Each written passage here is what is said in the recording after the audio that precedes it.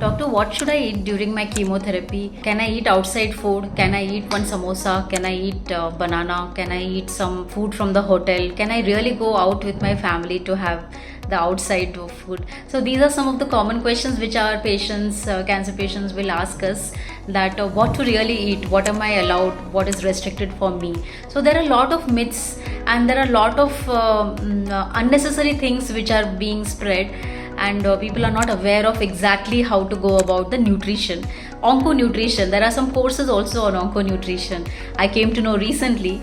So I haven't done that onco-nutrition, but we as a medical oncologist, I really know what's good for my patients, and let me see how I can help you in this video to empower you about the facts of nutrition during the cancer therapy. Hello, I am Dr. Poonam. I'm the medical oncologist and founder at Innermbbs. Welcome to your inner doctor, your mind, body, breath and soul.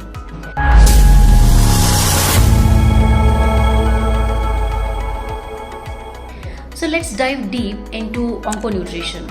Now people think that okay, once my treatment is started, once chemotherapy is started, I should restrict certain items, I should not eat this, I should not eat that, and what is exactly that? So first and most important thing is, please go easy on yourself.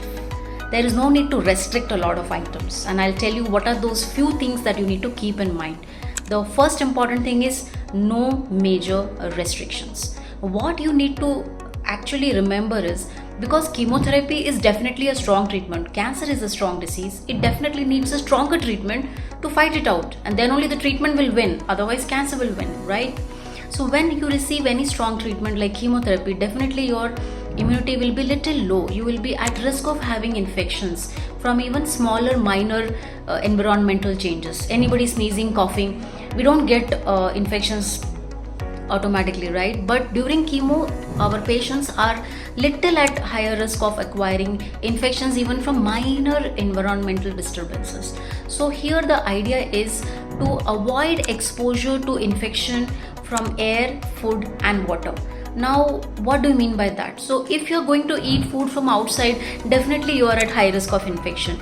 Not only the food, because just because going to a crowded place and hotel area, usually it will be closed, many people will be eating, and we don't know how the food hygiene is there while cooking in the hotel, right? So all these parameters are important, because outside food we are not sure about the hygiene and the guarantee of the way the food has been cooked and prepared. So outside food is generally a no, a big no for all our patients on treatment. Now suppose you're traveling and you have to travel for 2 days and 3 days, and there is no other option, that you can't carry the food for 2-3 days from homemade food, right? You have to eat outside. Then if you have, there is no other option, if you have to eat outside also, please go for cooked items which are served hot and freshly prepared. So something like, for example, if you are going to have idli vada or idli vada sambar chutney at the hotel, avoid the chutney, because chutney is a raw item and it is not cooked, so there is a high chance of acquiring infection from the chutney. That's one example. And idli sambar will be best. Now vada is a fried item, it may cause bloating and acidity, so avoid the vada. If it's a small size, you can have it, go ahead. So idea is to have cooked food. If you have to eat from outside, then go for cooked food. Now one more example, like biryani and raita and salads they will give. Suppose you are having hot biryani or bisibele bath or khichdi, pongal, so these also can be eaten if you have to eat from outside, there's no other option. But then avoid the raw item along with that if you are eating from outside. So the salad, the raita, we don't know when it was cut, when it was prepared, and the uncooked items will be at high risk of having infections for you. Now this is about the outside thing, okay? So everybody is very fond of asking outside food, so I covered the outside food section first. Now what you can really focus on, the homemade food. Homemade food, my dear friends, homemade food, everything is allowed. Everything is allowed in homemade food. There is absolutely no restriction. The idea is, the main mantra is to remember, whatever suits my body, I will eat. So whatever suits your body, please eat. Whatever doesn't suit your body, do not eat. Simple. Now why I am saying such a simple statement? Because I don't want you to follow a lot of restrictions. We have seen that especially in advanced cancers and when the patients have lost a lot of weight, in such scenarios the appetite of our patients is so low. If I'm going to put a lot of restrictions on them, don't eat this, don't eat that, don't eat non-veg, then what are they going to eat? Because the appetite is low, they're already feeling not to eat. So imposing a lot of restrictions in such scenario can be detrimental. They will not eat anything, because even if they want to eat something, I have put a restriction that don't eat. So that's not the way to go. Whatever suits your body, if you eat something, it's well digested, you don't have bloating, you don't have vomiting, digestion is okay, please eat that homemade food. Veg, non-veg doesn't matter. We generally tell to restrict the little bit of non-veg item during stronger treatments, simply because non-veg is little difficult to digest, right? The vegetarian food, the veggies are very easy to digest, and veggies are very, very great because they are the prebiotics in our body. So remember the prebiotic and the probiotic in the previous video we spoke about. The curd is the prebiotic which should be there in your diet. It is the magical ingredient. There is one whole video only on curd, the magical ingredient in your diet. I should emphasize, and if I have to say 100 times curd, please have curd. I would go on saying the one whole video on curd, because curd is the probiotic. It's a natural probiotic available to you which can reduce your side effects of treatment, and it will enhance your gut immunity and gut bacteria. So whatever you're having, whether it's breakfast, lunch or dinner, try to have 3 to 4 times curd, whether it's buttermilk, whether it's raita, whether it's just curd, or you want to have lassi, many forms of having curd, but every day curd should be there in your diet. That is the biggest gift to you. And coming to food items, everything is allowed. All fruits are allowed, all vegetables are allowed. Now coming to fruits, now you would have seen some doctors and some hospitals restrict on the eating of fresh fruits and fresh vegetables. Now the idea is not to restrict you on the fresh fruits and vegetables. The thing is, in certain scenarios, especially in neutropenia means when your body's total count has become very low, less than the normal range is 4,000 to 11,000, the total WBC count. But when it reduces below 2,000, below 1,000, that's called neutropenia. In such scenario, there is a high chance of having infection from within the body. So in such scenario, what we tell them is to avoid the raw items, because raw items have a high risk of having infection, and there will be some pesticides if they're not washed properly, and the raw items can simply induce infection in neutropenic state. So do not have raw items when your counts are low, and your doctor will tell you, you don't have to bother. So not all chemotherapies cause such severe neutropenia, so do not restrict eating raw items during any chemotherapy. Your doctor will tell you, especially in stronger regimens, like in especially in the leukemia treatments, the stronger regimen treatments, the counts are very low, and we do advise not to have fruits and vegetables, raw items, absolutely no, and have only boiled cooled water.